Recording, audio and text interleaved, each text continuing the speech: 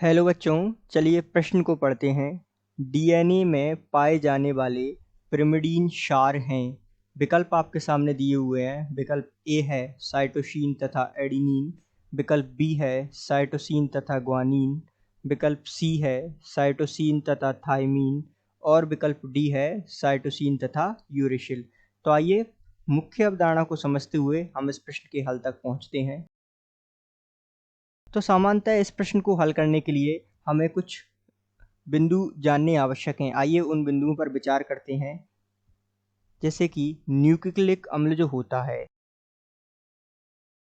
वो सामान्यतः दो प्रकार में विभाजित होता है। पहले के अंतर्गत आते हैं डीएनए और दूसरा आते हैं आरएनए। तो सामान्यतः प्रश्न में डीएनए की बात हो रही है तो हम डीएनए पर विस्तार से चर्चा करते हैं। डीएनए जिसे आप 2 डिऑक्सी अम्ल के नाम से जानते हैं, और आरएनए जिसे आप राइबोन्यूक्लिक अम्ल के नाम से जानते हैं।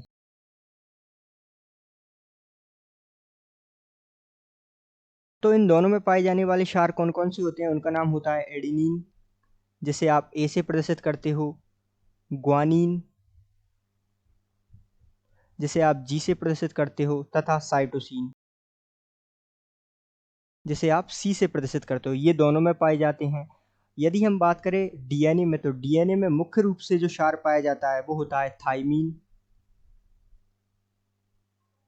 जिसे आप टी से प्रदर्शित करते हो, तथा आरएनए में जो मुख्य रूप से क्षार पाया जाता है उसका नाम होता है यूरेसिल,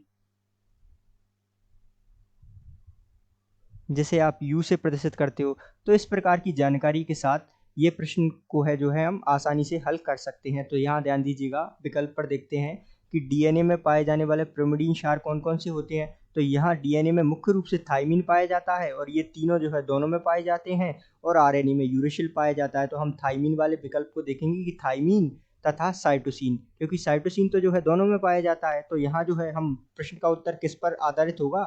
थाइमीन पर, क्योंकि थाइमीन ही जो है मुख्य रूप से डीएनए में पाया जाता है। तो अर्थात हम कह सकते हैं कि दिए गए प्रश्न का सही उत्तर विकल्प सी है। आशा करते हैं आपको समझ आया होगा। धन्यवाद।